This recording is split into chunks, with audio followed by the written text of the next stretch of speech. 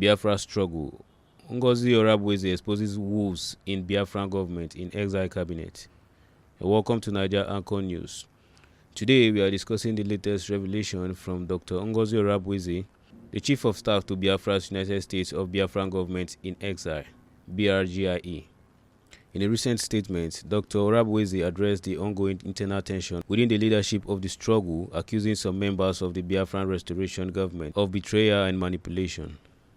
In her post, she responded to attempts to discredit the leadership of Prime Minister Simon Ekpa and outlined the continued commitment of the Biafran cause under their guidance.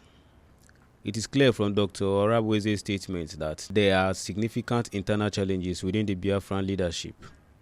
It is a bit disheartening to see such divisions during a time when unity is so critical for the success of the movement. The internal strife, if not addressed properly, could derail the progress Biafrans have made towards self-determination. But what's interesting in Dr. Orabueze's confidence and transparency in managing the situation?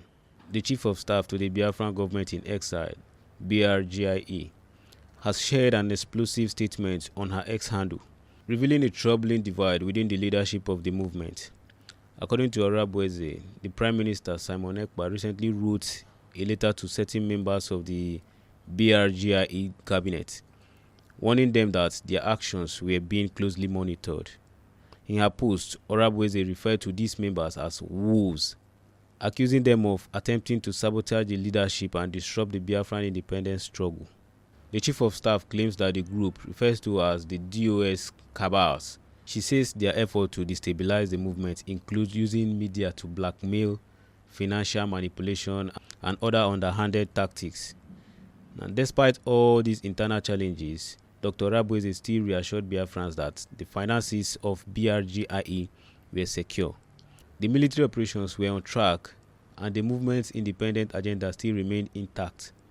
Now, in her message, Dr. Orabueze also emphasized her personal involvement in managing the movement's resources and military activities, as she stated that she was fully aware of the ongoing developments within the leadership and the struggle. She also strongly asserted that there was only one legitimate declaration of Biafra independence, that was under the leadership of Prime Minister Simon Ekpa and herself, refuting any claims made by rival factions. Now, furthermore, Orabueze also made it clear that the Biafrans should just disregard rumors and manipulations from these dissident elements. She urged unity and called for destruction of any external group or factions attempting to dilute the authority of the BRGIE government. Also, Orabueze still wrote that the United States of Biafra USB, the BRGIE de facto, is inviting all supporters and well-wishers of Biafra to a fundraising event. The topic of the event will be USB BRGIE fundraising, scheduled for Saturday, December 21st, 2024 at about 6:30 p.m. Biafran time. Now, the event will be held via Zoom as stated, and it is an opportunity for everyone to also contribute towards the continued fight for Biafran independence as well.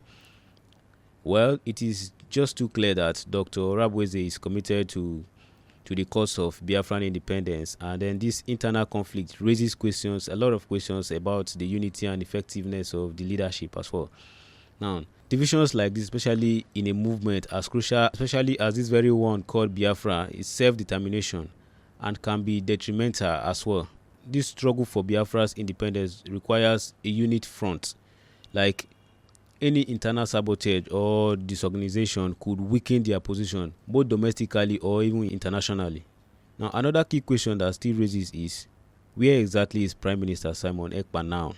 His name has been at the forefront of the movement, but how is he navigating the internal power or struggles?